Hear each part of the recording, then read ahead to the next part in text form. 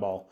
I bought this for my dog thinking it'd keep her busy for a few minutes, and now she's obsessed and I actually get some peace. It rolls, it whips a rope around, and it even makes animal sounds like squeaks, barks, and chirps, because why not? You can mute it if you're not in the mood for a tiny jungle in your living room.